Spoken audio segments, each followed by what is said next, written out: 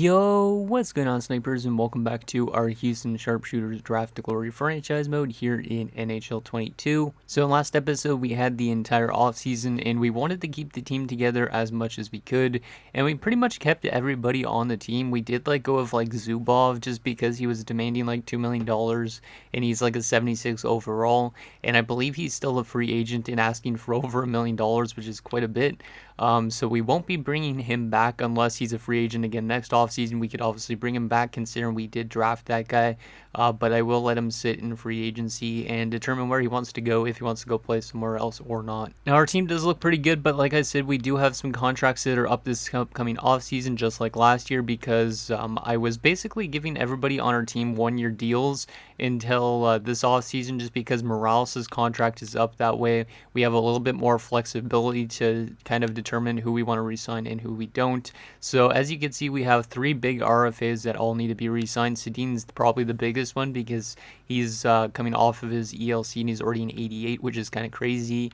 Morales is going to be probably a pretty expensive one, but hopefully we can get him back on a cheaper contract than he was on. And then we also got like Forster, Yip, Karostin. Hopefully we could get him for cheap again. And yeah, hopefully this team could be relatively inexpensive going into the next season and stuff like that. But hopefully we could win the Stanley Cup this season and get past that conference finals. Also, Soderstrom and Park are both done their contracts at the end of this year as well. So there's a chance that Park could take over the starting role next season if he gets a lot of growth this coming season. But I think it should be a pretty good season ahead, and I'm really excited to see what this team could do. I actually did also make some line changes after I recorded the last episode, which I mentioned to Hawks fan in a comment, but I didn't mention it in the video, but I will show you guys the subtle changes I made since you guys would have last seen. So as you can see, I did call up Carter Ortiz, who's a perfect fit for this third line, and he's also a perfect fit. Okay, as I was saying, Carter Ortiz is on our third line, and as you can see, he's also a perfect fit for our fourth line as well, so he's a very good bottom 6 player to have, and obviously he was a second-round pick of ours a few years ago, and he's got some pretty good attributes, so I decided I'd call him up and give him an opportunity in our lineup, considering he's a playmaker. I gave him a chance next to Forster, who's a sniper, so hopefully those two work pretty good together. And then Pasquale has been demoted down to the fourth line because he's also a pretty solid fit down there, and he does have good face-off stats, so I'm hoping that he could do pretty good down there on the fourth line. If need be, we could always flip the lines around, like I could call up Pasquale to like the third line, give Ortiz like the wing or something like that, and then basically Tursun Bayev could be the center down there, and we could move probably somebody down, like maybe Forster, even though I don't really want to move Forster to a fourth line role. But yeah, basically that was one of the changes I made. And then I also called up Ernest Patan, who was a top 9, 77 overall. He does also have some decent attributes. He's a grinder as well, but he's a better fit on that fourth line than somebody like Duke Ferraro, I think his name was. I did have to send Ferraro down to the minors because I don't think he's going to get any ice time otherwise. So I sent him back down to the minors for now, and hopefully he could be a better fourth liner for next season. And then, yeah, defensive core pretty much stayed the exact same as last year. Afinasenkov is technically still the weak link, but he's still a pretty good solid defenseman. He was a good plus-minus in last year's playoff run, so I'm hoping that he could do that again this year. And then as I was mentioning, our goaltending tandem is a little bit better this year as Jesse Park is now going to be our backup behind Soderstrom. So very excited to see what this team can do. We should be able to make the playoffs again just based on how good our top 6 is and whatnot. And our third line is somewhat serviceable. If Ortiz and Patan can get more growth, then this team is going to look even better more than likely. And then as I was just mentioning, we did send down Sidor, and we also sent down Ferraro down to the minors. They're playing with top 6 forward in Scuderi, which hopefully he could get some growth playing with some solid veterans. And yeah, that's pretty much the entire team down there. We do have not a lot of forwards down there. We are missing a forward down here. We have more depth defensemen than forwards, so hopefully we could get some more forwards in future drafts. And yeah, hopefully Blacker could get some growth down there in the minors as well. And same with these 2 goaltenders. So anyways, before we get into the season simulation and see where we finish, we do have one comment to go over, and that is from HawksFan88. He says, team looks solid again this year. Let's go for the cup. So hopefully that is the case. Hopefully we can make it back to the playoffs, which more than likely we should. It's just more about what we could do in the playoffs once we get there. Now, if players like Ortiz and stuff like that aren't doing that well, we will make some line changes, and we might end up calling up Ferraro again and stuff like that just to try and fiddle with their lines a bit. But right now I have them down there in the minors just because I don't think there's going to be any injuries this season, so just in case of that front. So anyways, let's get simming and get into the season and see how this team does. And yeah, basically why there was a cut in that line change thing with Ortiz is because my batteries literally died on my controller as I was recording that portion. Of course, that had to happen because it seems like my batteries die right at the worst time possible. Like when I'm in the middle of playing like a game of like Halo or something like that, my batteries just decide to die on me. Okay, so preseason wise, we are going to finish 5-2, so that's pretty good. Hopefully, that means we have a pretty good season ahead as well. 8 points in 7 games for Jaskalainen, which is pretty good. Hopefully, he can do that again during the regular season. I'm not going to give anybody contract extensions until the off season, just because I don't really know who we want to be bringing back and stuff like that. Like, I know all those RFAs definitely will be coming back, but guys like Morales, if he demands too much money, we might end up losing him, which it would be really bad considering he was our first ever pick in this franchise mode. And I'd like him to be with our Stanley Cup winning team if we could win a cup in this franchise mode. But let's go to January the 1st and see how we do in our first half of the season. Kind of want to take it a little bit slower just in case we are off to a bad start or whatnot. Because, yeah, last year was a pretty interesting season for the most part. Let's see what happens, though. Okay, there's a nice 7-1 win over Nashville. I'll take that for sure. Good to see the offense and defense playing pretty solid. Hopefully Park has a pretty good rookie season because he's probably our best overall backup goalie we've had in this entire franchise mode, because we did have Janssen last year and he was a 77 for pretty much most of his career. We did let him also go to free agency. And we're off to an incredible start this year, 11-3-3. Yeah, this season might end up being our best season yet if we continue to win like this. But also we might be a first round exit if we continue to play like this, because we're approaching 20 wins already before January, which is kind of nuts. And less than 10 regulation win or losses, I should say. But yeah, this team is definitely a lot better than they were at the start of this franchise mode, when we used to do like reverse of this. And we're going to be 23-10-3 at January the 1st, so not too bad. And that has us in second place in our division behind the Colorado Avalanche, who are 25-10-1. Sam Sidhu leads the team in points. Didn't expect that, because Sidhu's kind of been a streaky player in terms of regular season numbers. But to see him step up this year so far is pretty good. We're nowhere near the top really in the league. We're probably like top 7 or 8, which is kind of good because obviously if we win the President's Trophy, we're going to get cursed. So I kind of like the spot we're in right now. Hopefully we can kind of maintain this positioning in going into the playoffs and all that type of thing.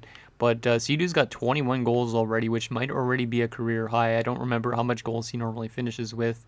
It might be close to a career high, because I think he somehow had like 30 goals a few years ago. I could be wrong with that. But let's see if this team can continue what they started off the season. We're on pace for a pretty good year. It's just all about if we could make these playoffs and obviously have a very good season in the playoffs as well, because hopefully we could get past that conference finals this year, because last year was a pretty big heartbreak in that Game 7 situation in double overtime. Like, we were that close to getting to the Cup finals, 1 goal away basically, but we just couldn't get in. But yeah, I kind of like the season we're on right now, because we're not winning overly much games and we're not losing a ton of games either. It's kind of keeping us more interesting going into the playoffs, where we might not get swept, or we might not be the team that sweeps a team. It might be a more tougher playoff run, but it might be a better one for us as well than last year. Who knows? Because we're not having like these long-ass winning streaks like we were last year, because last year we kind of won out of nowhere for the second half of the season. So we're 37-21-5 a day before the deadline, which once again still has us in second place, only behind the Colorado Avalanche in our division. Obviously, we knocked them out last year in the playoffs, and they knocked us out the year before. 79 points, that has us probably still top 10 in the league. Yeah, more than likely like 7 or 8 or so. I don't know exactly where we are. Sidhu is still over point per game, so this team is definitely doing a lot better offensively with the addition of Ortiz in our lineup, I think. But I'm not 100% sure how good the depth scoring is, and I'm not going to make any line changes yet because I don't really know what the problem is, if there is any problems. I'd rather wait till the playoffs to kind of figure that out. But more than likely, we will make the playoffs at this rate. We just got to keep on winning games and not go on a long-ass losing streak, because that would kind of kill our chances. So let's go to April the 1st, and more than likely by then we should have a playoff spot locked up. Let's just sim past this deadline, because we don't care about no trades. because we're a draft the glory team. Screw trades and all that stuff. No, thank you. We do not claim players on waivers either. And there's a lot more wins coming, which is good. We probably will hit 50 wins again for like the third straight season. Actually, maybe we're not. We're going on a losing streak lately. That's not good. There's a win, though.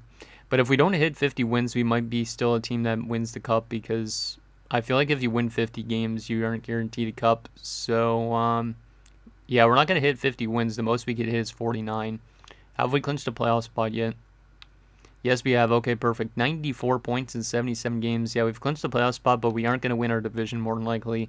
But that's good as well, because like I said, if you win your division or if you win like a President's Trophy, you are more than likely not going to win a Stanley Cup. So there's another win. There's another win.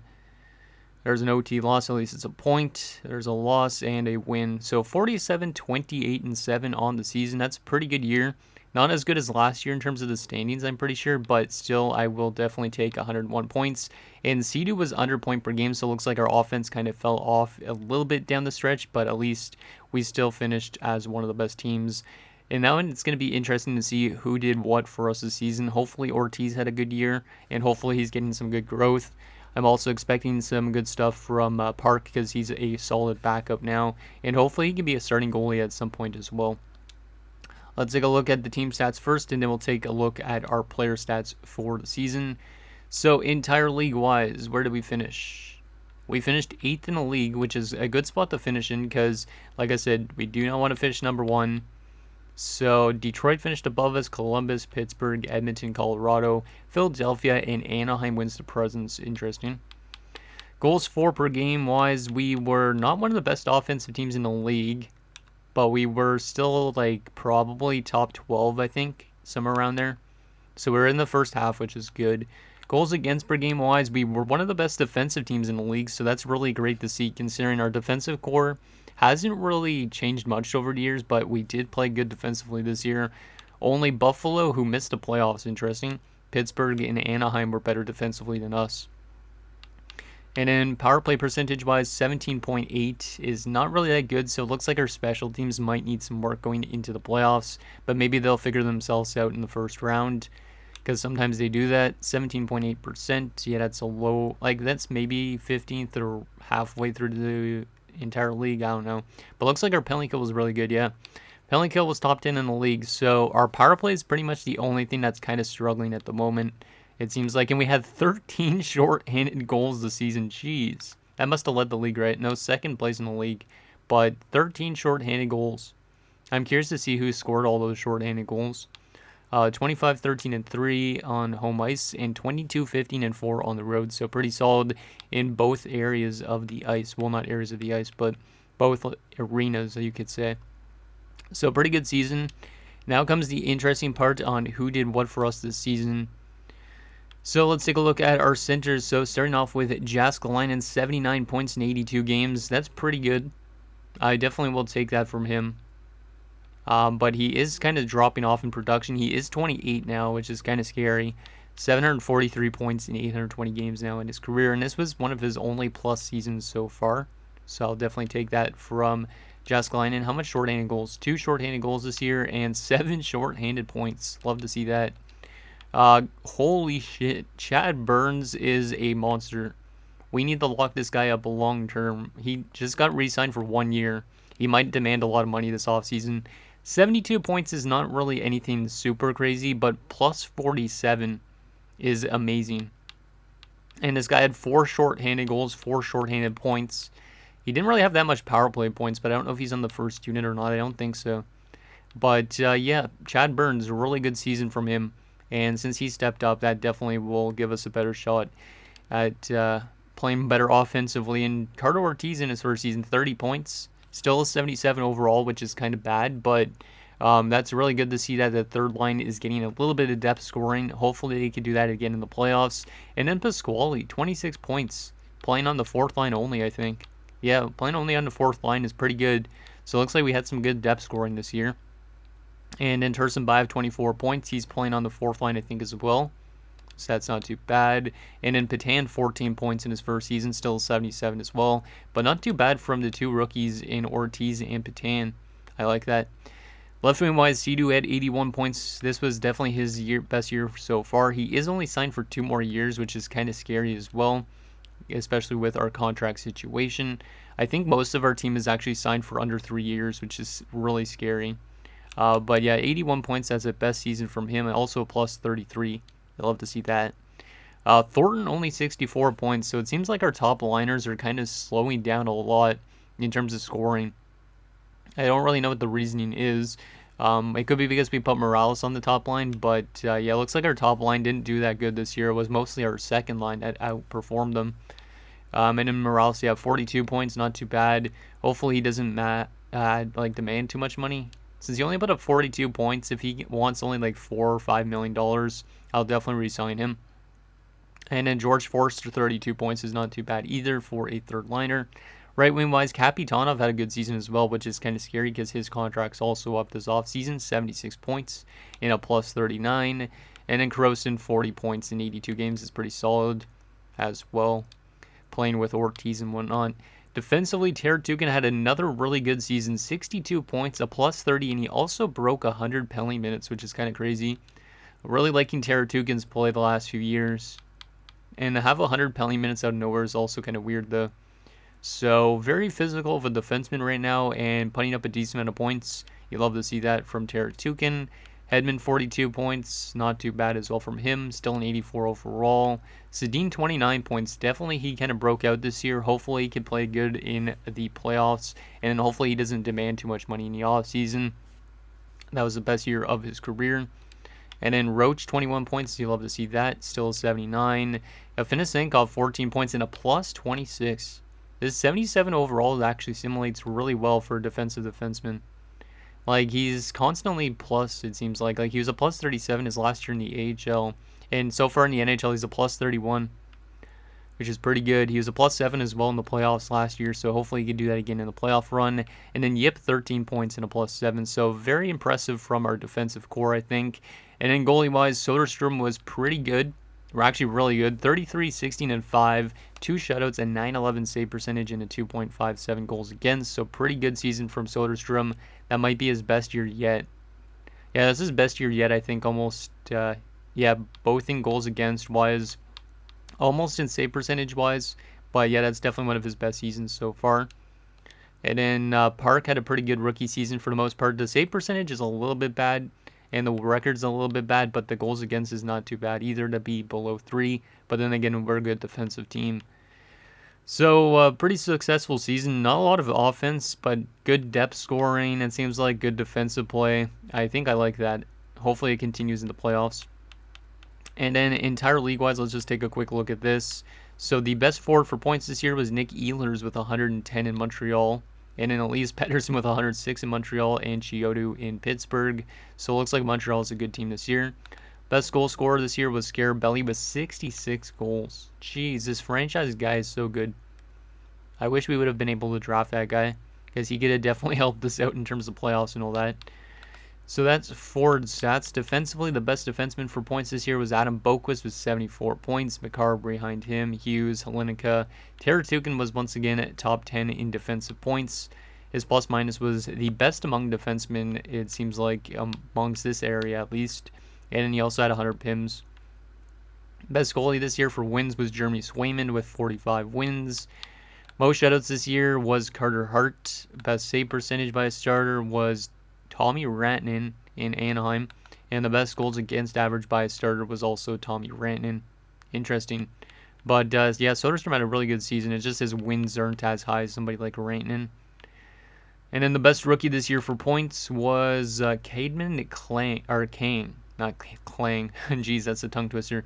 Cademan Kang in Montreal. Also George Carl up there. And then Javon Sanders. Interesting. So that is that. Now comes the interesting part about who we're going to be playing in the playoffs. I actually should also take a look at the AHL stats, just in case, maybe. And also like the progress reports, just to see how our guys are developing. because hopefully we got some good development from like Blacker in the AHL. But we are going to be taking on the Minnesota Wild in the first round of the playoffs, which I've taken on Minnesota in the first round of the playoffs in my other series in Arizona multiple times. And now we're going to be doing that in Houston, which should be interesting. They finished 45, 32, and 5 on the season, and they're also 6-3 and 1 in their last 10, just like us. And also, before we get into their lines, the playoff matchups: Detroit and the Rangers, Montreal, Toronto, Columbus, Pittsburgh, Philadelphia and Washington, Anaheim, LA, and then Oilers and Flames. That's kind of neat. Colorado and Vegas, and then us in Minnesota. But let's take a look at what Minnesota's lines look like. But yeah, hopefully we could beat them, and hopefully we can get onto that second round again. So their first line is Kirill Kaprizov, Elias Lindholm, who dropped down to a 73, but they're still rocking him on the top line. That's really interesting. He's dropping off really hard, though. He's more than likely going to retire this year. And then Javon Sanders, who's one of those guys up there for Rookie of the Year. Second line has Cole Caulfield, Nicholas Robertson, and Kevin Fiala, so a pretty solid second line. Third line, Dylan Uwe, Gabriel Fortier, and Alex Formenton. And a fourth line of Daniel Como, Nelson Silverthorne, and Andreas Athanasiou. So that forward core has some really good pieces, but it also has some really low overalls, like Silverthorne, Como, and Lindholm. Also kind of Athanasiou are pretty weak. So I think we definitely have the offensive upper hand. Defensively, they have Oda and Fernandez, Edwards and Heinola, and Watkins and Grant. Once again, I think we have the defensive upper hand as well, so I think we're all around almost a better team than this team. They also have Nemes and Wallstead, who's up to an 85. So really good goaltending. Their goaltending is definitely better than ours, but their forward core, their defensive core, I'm not really sold on. Now, they could simulate a lot better than us, so who knows. And then depth-wise, they have a depth defenseman that's a 75 as well in Brady Marquardt. So I think we definitely should be able to beat this team. It's just more about containing guys like Sanders and Kaprizov. I mean, Lindholm also simulates pretty solid for a 73, so maybe him as well. Cole Caulfield, that type of thing. But I think we should be able to beat them. Let me take a look on how they did during the regular season as compared to us, because I'm kind of curious on their goals scored and all that. I believe we're in the same division, right? Yeah, we're in the same division, so we finished with way more points than they did, which is kind of scary. I feel like they could be a cheese team. We had better goals for per game, obviously, and we had better goals against. Our power play percentage was much better. They had a terrible power play. And our penalty kill was only a little bit better, so they're a good penalty kill team, but that's pretty much it. Interesting. So that is that. Let's take a quick look at some progress reports just to see if there's any good development in the minors, especially. And then I think that'll be it for this episode already. Actually, we'll take a look at the AHL as well for points and stuff like that. So, Teratukin, looks like, and everybody on our roster is pretty much getting statistical growth because that's all that happens in franchise mode, it seems like, when you're doing draft to glories. But it is what it is. And then in terms of in the system, let's sort by overall. Ferraro didn't get any growth playing in the minors, which kind of sucks, but we could call him up for the playoffs. Schutz looks like he is getting some natural growth, which is good, but he doesn't really fit our defensive core in the NHL, which kind of sucks. Sidor didn't get any growth being sent down to the minors. Coey Blacker's up to a 76. So he is getting really close to using him in the NHL. Like, he might end up replacing somebody like a Fenisenkov, which kind of sucks. Lucic is up to a 74, still unsigned, but that's pretty good. Scuderi getting a little bit of growth, same with the Fenisenkov, Smolinski. Not really a whole lot of growth in the minors, which is not great. Hopefully those guys grow a little bit more. It looks like Jacobs, who we just drafted in last episode, grew a lot, which is nice. Hopefully that continues. Lalonde's getting some growth, okay. What about our goaltender? Galvin's getting growth, but he doesn't really matter that much. Benson's getting a little bit of growth. Yeah, he might not reach his elite potential, and then Sweat's getting a little bit of growth as well. Interesting. Let me take a quick look at the AHL stats just for the regular season, because I'm kind of curious on how some of our guys did down there, like Blacker and whatnot. So Blacker had a really good season. He's an offensive defenseman, 50 points. There's his stat line. He looks like he could be a good help in the NHL at some point if we want to use him. And then, yeah, Scuderi getting a little bit of growth probably. Interesting. How about our goaltending? How did our goaltending do down there? Sweat was pretty good, and then Benson was really good as the backup. 4 shutouts in 27 games. Wow. So Benson simulates well for his overall, which is kind of interesting. So anyways, guys, that's going to do it for this episode of our Houston Sharpshooters Draft to Glory. So in next episode, we will take on the Minnesota Wild in the first round of the playoffs as we look to make it back to the second round and beyond, because we definitely are kind of running into territory where guys' contracts are going to be ending and we might end up losing some big players. And also we want to win when we have the opportunity to. So let me know what you guys think down below, and I'll see you guys next time.